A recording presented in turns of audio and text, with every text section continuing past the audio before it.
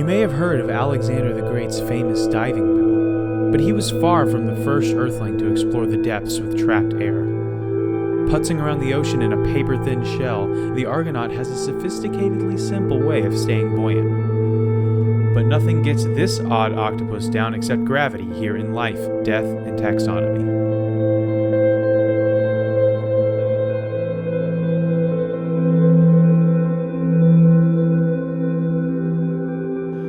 Welcome back to Life, Death, and Taxonomy. It's your 30 minutes of interesting animal info, and I'm Joe. And I'm Carlos. And today we're talking about a nautilus that isn't actually a nautilus at all, but it is a Greek mythological hero. More on some of that later. Yes, for sure. But not all of it. But yeah, we're talking about the Argonauts. That's So this turned out to be a Greek mythology podcast. a little bit. I found myself going down the just infinite rabbit hole of Greek mythology through this, because there's just so much that you don't know about Greek mythology. You're like, oh, this person did this because this person did this. Well, who's this person? Oh, they're the daughter of this person. Well, what did that person do? What is he the god of? Greek mythology really is comic books of the olden days. Because it's all convoluted. None of the physics makes sense. But that's not what we're talking about today at all. No, we're not. We're talking about the Argonaut, which is... It's such a cool word for a very cool animal, but just the animal does not fit this word. This thing could easily have two major facts. Yeah, it really could. At least. If I say the Argonaut, I just feel like it. You're thinking of something huge. I'm thinking of the thing that eats the thing that you see on screen just before Liam Neeson says "There's always a bigger fish" in Phantom Menace. And then it gets eaten by the Leviathan. Yeah, the Leviathan is what I would call the Argonaut. But no, this is the exact opposite of a Leviathan. Unless you're zooplankton, then it's probably not going to be a Leviathan. But we're going to call it here. Well, here's some scientific names, or just names that people other than me have come up with. The Argonaut is also called the paper nautilus, even though it's not a nautilus, as we mentioned earlier. And that's everything in the genus is really referred to as a paper nautilus. Well, yeah, because Argonaut is a genus. Yeah. And we'll get into the taxonomy later. But it's also called the pelagic octopus, which is a group of octopuses that live in the open ocean rather than scurrying along the seabed. But we're going to call it here the ancient Argonaut, because it taught us how to make pyramids. The teeny tiny tentacled tot, and Jason, leader of the Argonauts. But it's also called Aristotle's sailing octopus. And it's called this because in 300 BC, Aristotle wrote of a peculiar octopus that rises from the deep to sail on the ocean surface in a boat made out of a shell.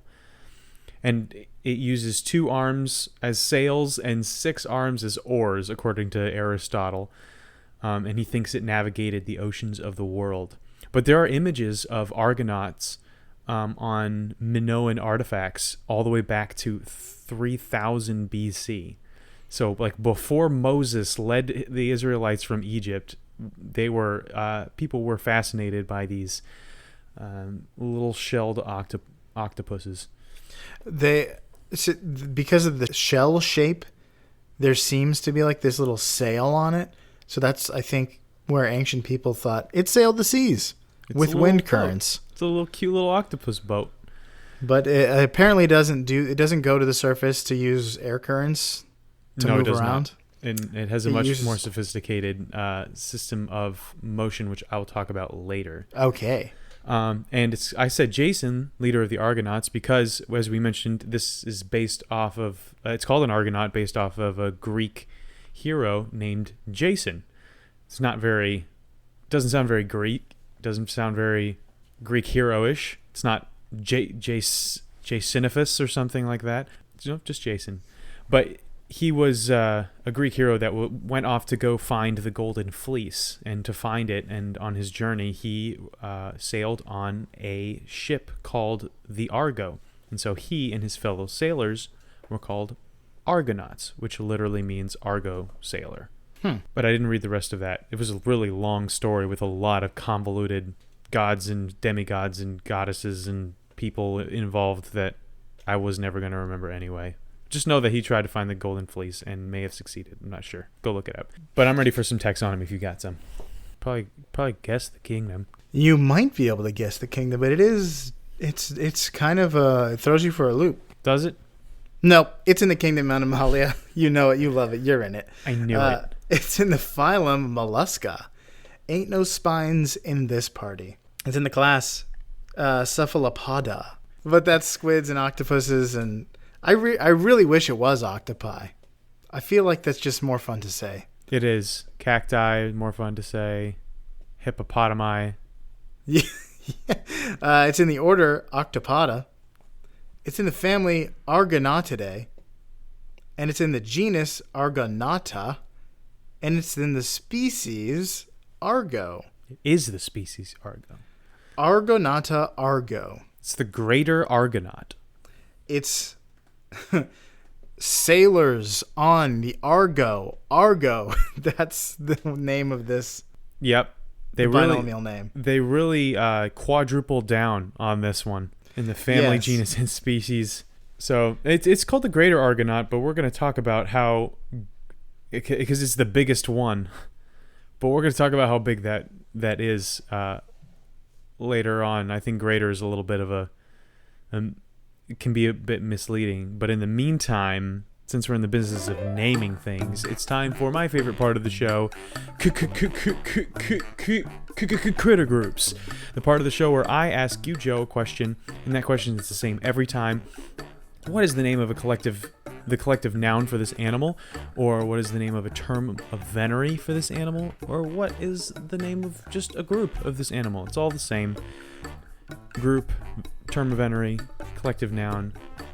It's all good stuff. So if you saw a group of Argonauts just milling about, what would you say? Would you say, hey, look at that bob of Argonauts? It's option A. Option B is congregation of Argonauts. Option C is bulwark of Argonauts. Too many R's. Argonauts. And the option D is consortium of Argonauts. So they do sometimes travel in groups. One will kind of attach to some kelp or some floating sea debris, and then they've actually found a bunch of them kind of attached to one another in this big clump. They could be at the surface, bobbing or up and down. That's a good name, but it's also a good name to invent. Oh, also, sorry, I misspoke in the beginning. It's not Argonauts. This is for octopuses. Gotcha. So then most octopuses don't bob. So I'm going to go away from that one. Congregation. Then what were the other two? C was bulwark and D was consortium. I really like bulwark because it is in a hymn. I'm going with bulwark. Final answer? Yeah, I feel like because you also probably are familiar with the hymn, that's why it's in your brain and that's why you made it up. But that's what I'm going with. You're wrong and right. You're wrong because it's not bulwark, and you're right because it was in the hymn. That's what I thought of. And I was just thinking of things that started with the letter B after Bob. But the right answer is consortium. Yeah, that was my second guess. I should have went with my gut. Whenever there's a logic to be found, I'm usually right. So I should just go with my gut and when I work through these things. Well, a consortium is like a group of symbiotic businesses, so... Right. I mean, it fittingly makes no sense, so... Yeah, these guys don't travel in groups all that much anyway. Neither do octopuses. I mean, the octopuses don't travel in groups in general, but neither does the Argonaut. But like a bulwark is just like a wall. Like a fortified wall. So Yeah, no. I mean, that makes more sense with this one, this particular one. that's true. We'll talk about that. But first, would you like me to describe it? Yes, we need a description because this is not your. It's different than your average octopus. Yes. Argonauts are octopuses, like we said, that are not nautiluses, but they may resemble a nautilus to some people. A nautilus is like a spiral-shelled sea animal. There's like it's really a snail old squid. fossils of them. Yeah, it's got like tentacles that come out of the. It's kind of like if you take a snail and instead of a snail popping out, you have like tentacles and a face. It's ammonite. Yes, that's what the helix fossil is kind of based on. Yeah. Females have shells, but males don't. That seems to protect their mantle while their tentacles flail around outside, giving them that signature nautilus chic. However, the shells are more like buckets of eggs, and more. We're going to talk about more after Measure Up. They often come in pale blue colors or some dawn reddish hues, but they can change their color and camouflage like other octopuses. They are very sexually dimorphic with a size difference that's reminiscent of the anglerfish. Males are as much as 5 times smaller than females, and males, again, have no shell. But since we're talking about size, that brings us to a special segment that I like to call Measure Up. I'm so excited. Welcome to the beloved Measure Up segment, the official listener's favorite part of the show, the part of the show when we present the animal's size and dimensions in relatable terms through a quiz that's fun for the whole family. It's also part of the show that's introduced by you when you send in audio of yourself saying, singing, or chittering the words Measure Up into ldtaxonomy@gmail.com. We have a new Measure Up intro this week from Doug from Seattle. No way. Yes, from This is awesome. the city of coffee. The city of Starbucks on every corner. Doug, if you're listening, have the Seattle's best coffee on us, and but not you Seattle's can't. best. The actual best coffee in Seattle. But good luck because you can't sit outside of the coffee shops right now. Order in. Oh, yeah, order in for sure. Yeah, get some Postmates to bring you the best coffee. But without further ado, the listener's favorite part of the show. Measure Up. Beautiful. Sounds like Doug has Straightforward. already had some of Seattle's best coffee. Yeah, that was very enthusiastic. I liked it. It was powerful, I'd say. Yes, definitely. Thank you, Doug. This is awesome. Let's get right into it. Female length. Let's talk about the length of a typical female. Argonaut. Females grow up to 10 centimeters or 3.9 inches. How many females go into the largest ever shell? As in the largest caliber rifled weapon bullet. So you're looking for Rifle? basically the biggest bullet. The length of the biggest bullet. Doesn't like a tank shell count as a bullet? That's what I mean. Yeah, it's a shell. Okay. Here's a hint. The gun was a German World War II weapon called the Schwerer Gustav, and it was 1,490 tons. It could fire these shells up to 29 miles, and it was used against French fortifications in the Maginot Line, which were the toughest fortifications at the time.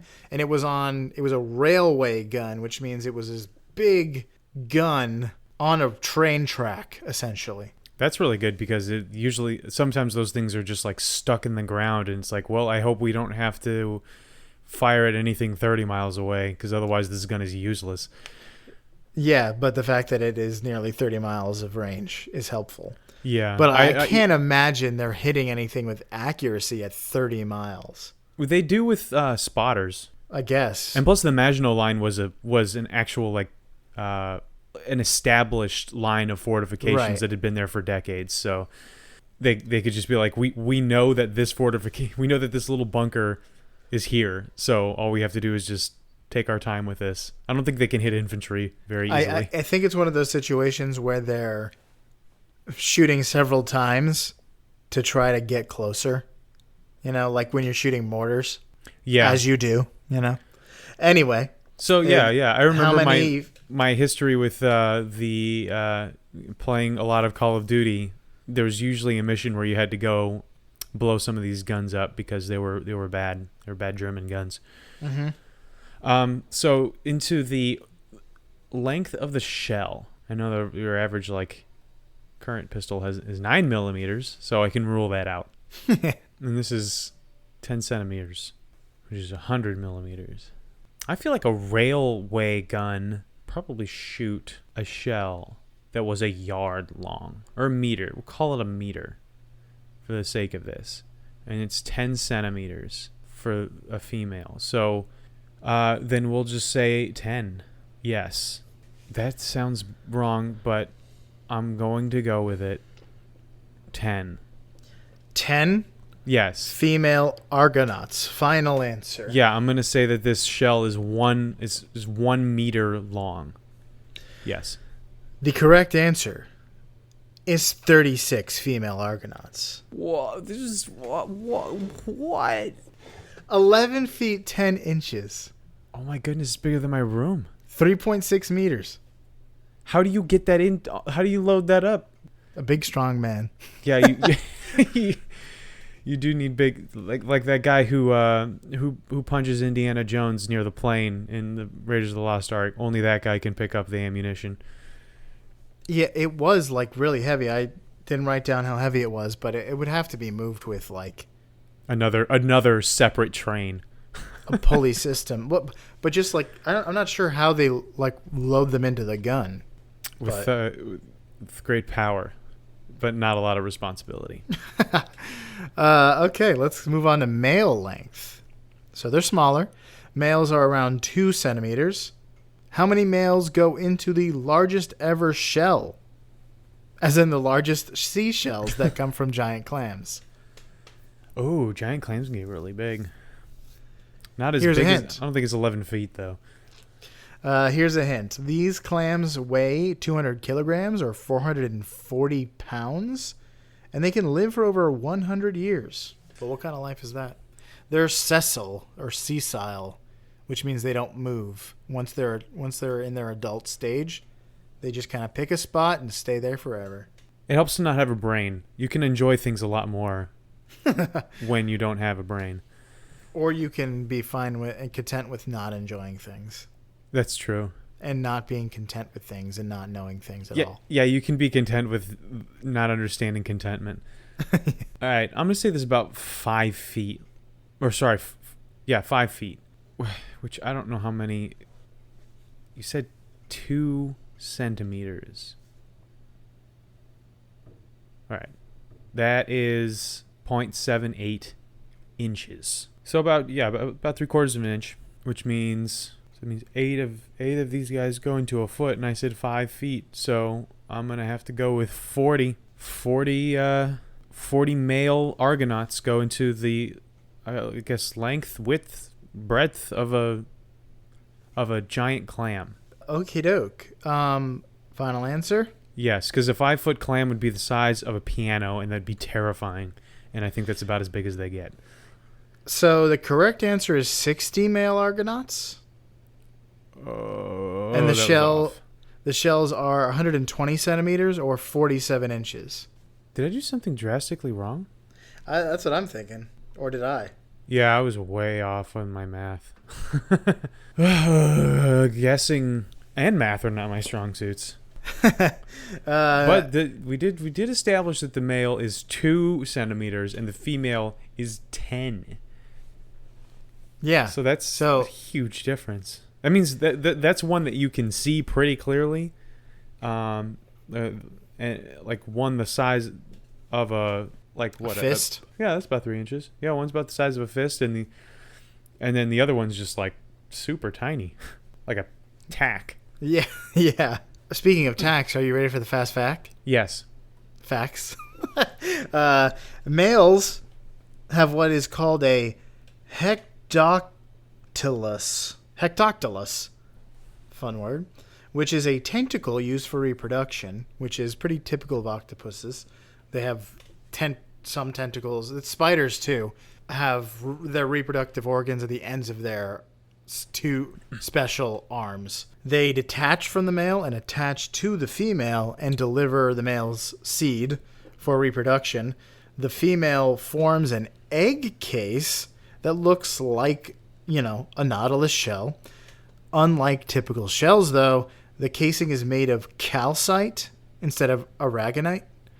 Aragonite is what most, like clams and this and that and the other thing that lives in the ocean and has a shell. That's what their stuff is made of.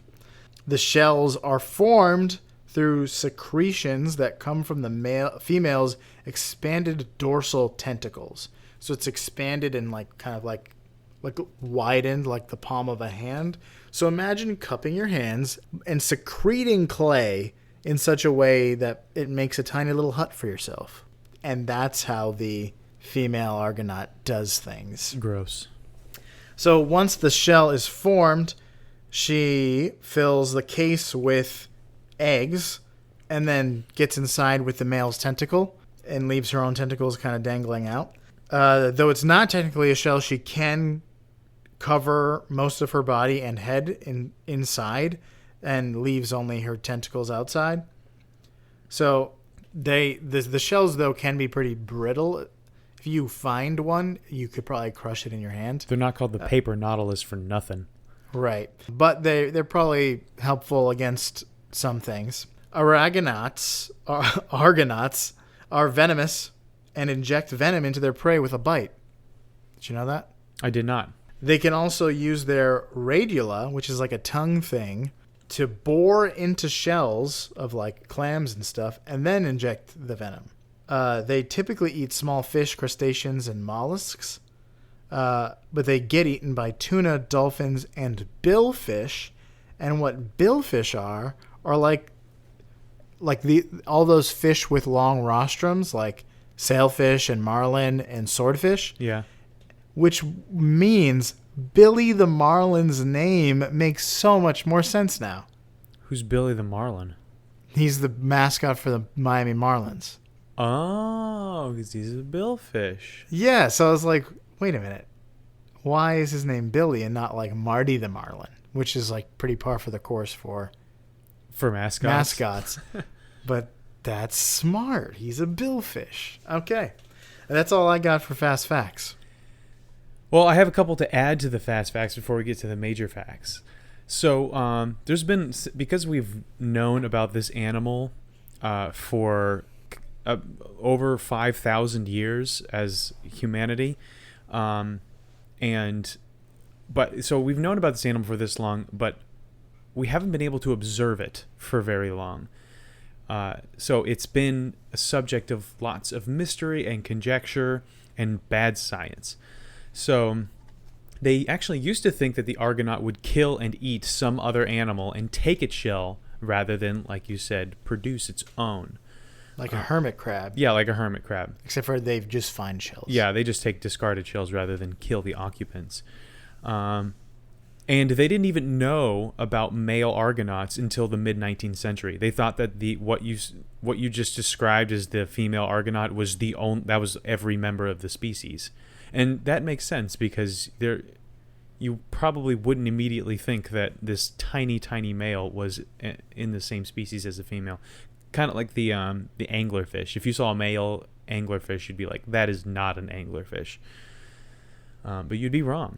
You mentioned the mating habits involving a detached arm from the male going to the female. And for a long time, after discovering the male, scientists thought that before discovering the male, scientists thought that the detached arms that were swimming over and attaching to the female were parasitic worms. And then after after they realized they weren't parasitic worms, they thought that the arm was the male, the whole male, right?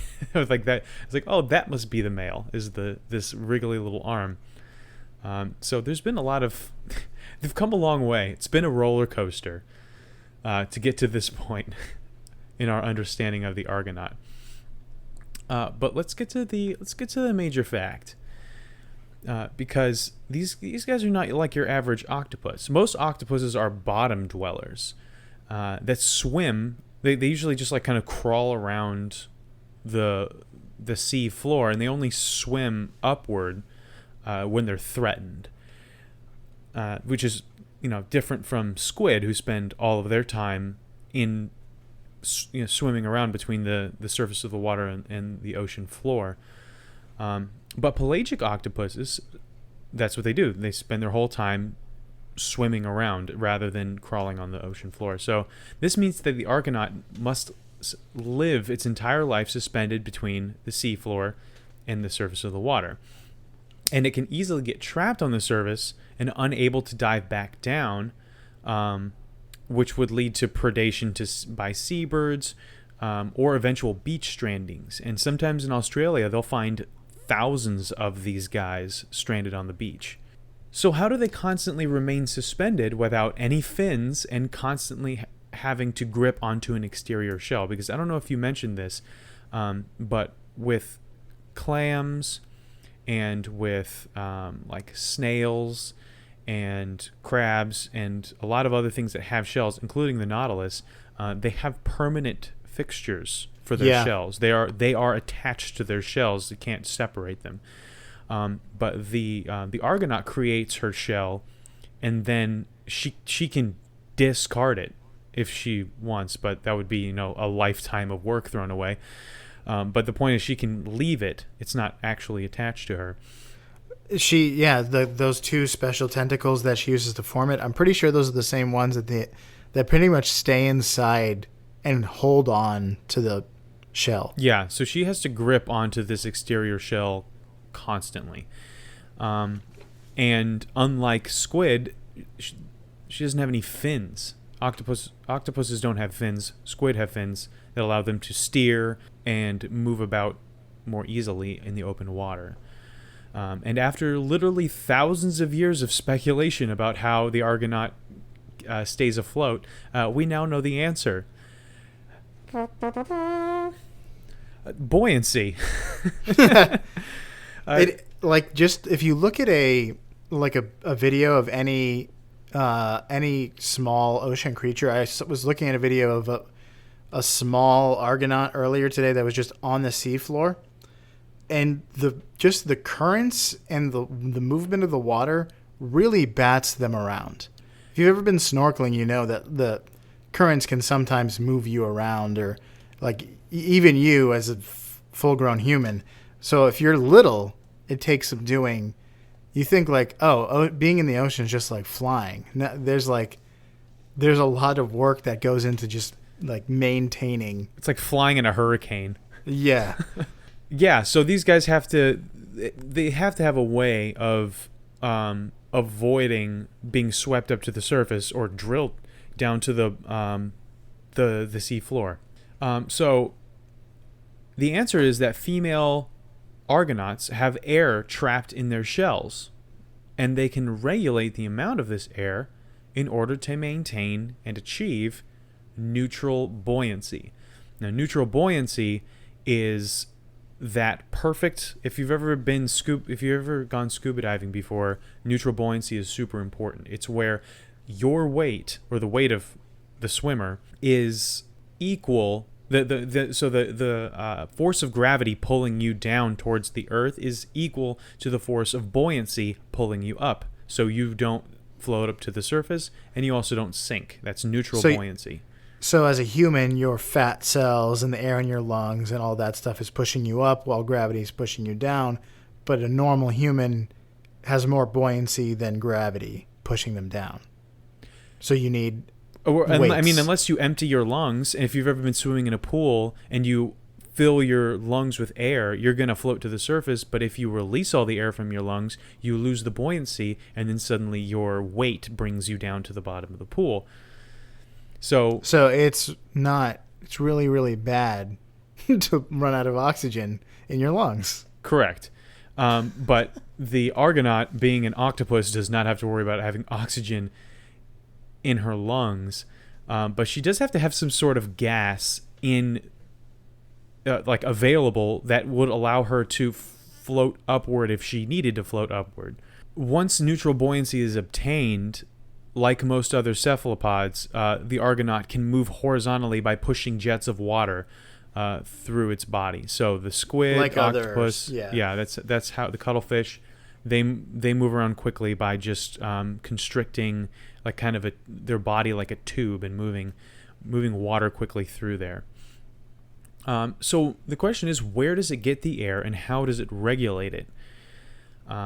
Researchers did a lot of controlled observations in aquariums and things like that, but they couldn't figure out where the Argonaut was getting the air, because it looked like it was getting it from the surface, but then it would just float to the top and be stuck up at the top of the surface of the aquarium, which would be a death sentence for an Argonaut in the wild. So they didn't understand how it was able to get air from the surface and then also be able to maintain that buoyancy. They were thinking that maybe it created some sort of gas bubble with its own body and then regulated it from there. But recently, they did some controlled studies, not in an aquarium, but in the wild, to see what the Argonaut would do if the air was completely let out of her shell. So they got a bunch of female Argonauts, and they held them upside down in this controlled area, but it was in the ocean, open ocean, or off a reef or something like that, but relatively deep, until the air was gone out of their shells, and then released them. So to see like, okay, how do they get this air? So the first thing they did was they turned themselves where their shell was facing up, and then they used that jetting motion that we mentioned cephalopods use to get themselves to the surface. And it was a really awkward and difficult thing for them to do, and it required a lot of jets, kind of like a jellyfish going up, to get them to the surface. And they moved really slowly because they had to work really hard to get their bodies up to the surface with almost no buoyancy, because all of the forces bringing them down to the sea floor. So once they were up at the surface, they actually stuck their shells out of the water and kind of turned them counterclockwise in order to scoop air into the shell. So rather than just picking it up and like letting some air get in there, it actually kind of it does this big like sweeping motion with its shell above the surface to gulp as much water as they can into their shell, and then they jet down to a certain depth, which for most female Argonauts is about 16 feet. So they work really hard to get up there. They get a bunch of buoyancy with the air, and then they work really hard to get down to 16 feet. And at 16 feet for them, the water pressure puts enough compression on the air bubble that they've just captured to create neutral buoyancy. So the pressure or the force of the buoyancy from the air bringing them up is equal to the weight bringing them down. So down at 16 feet, they can move horizontally really quickly with their jets, their jet movement. But it's kind of like having a diving bell, if you've ever played Assassin's Creed. Black Flag. Or if you've ever been a diver in the 1800s. Or a diver in ancient Greece, because apparently Alexander the Great had a diving bell. Huh. So, yeah, when as soon as they noticed that every single time they emptied the air out of an Argonaut shell, their very first priority was to get neutral buoyancy again, because otherwise they would just sink to the bottom and they couldn't get any. They wouldn't be able to get any food or reproduce because they're just stuck at the bottom. But if they have too much air, then they float to the top and they can't get back, and they wouldn't be able to get back down. So the reason why it wasn't working before, why scientists who had done, or researchers who had done studies in aquariums, was because the aquariums weren't deep enough. They weren't 16 feet deep. So the the Argonaut would do its instinctual thing, which is capture as much air as possible into its shell and then try to swim down, but it can't swim down to the point where the water pressure compresses the air, so then it just yanks it right back up to the surface every single time. It's not intelligent enough to say, like, okay, I need a little bit of air this time. It always gives as much air as possible, and then rather than changing the amount of air it grabs, it goes down to a depth to the point where it stops pulling it upward. So, and then once it has the air, it uses those 2 webbed tentacles that you mentioned before that it always keeps inside of its shell to kind of vacuum seal the air bubble inside the shell. So it can then move 360 degrees without having the air bubble accidentally escape, which is unlike a diving bell. So, in contrast, the very closely related nautilus has a permanently attached shell with complicated system of gas chambers that allow it to obtain neutral buoyancy in a lot of different scenarios, and it also allows it to equalize the pressure both inside the shell and outside the shell, so it can dive down to about 2,500 feet. The nautilus can, but the Argonaut can only dive to about 32 feet. Because it is a much less complicated system of achieving buoyancy, but it's simple and elegant and difficult. Yeah. But that's the Argonaut, a little squid snail. So, you got anything else? I do not. So for you out there in Podcastia, grab an extra pocket of air. Hang on to your shell, and always remember to maintain neutral buoyancy using your 2 most webbed tentacles like the Argonaut here in Life, Death, and Taxonomy.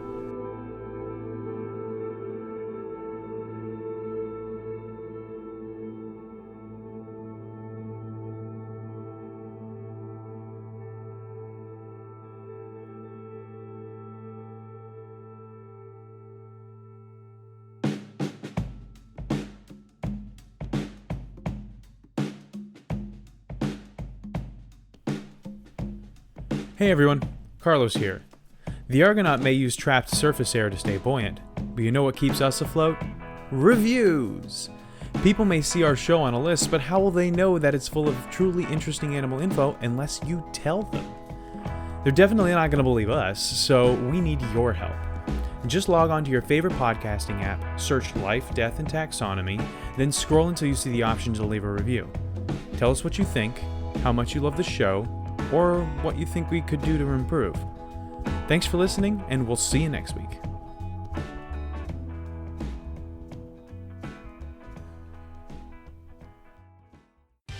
Life, Death, and Taxonomy is my favorite in the world podcast. I hope people are trying to, like, what does that metaphorically mean? How could I apply that to my life? What are my 2 most webbed tentacles? Are those my closest friends?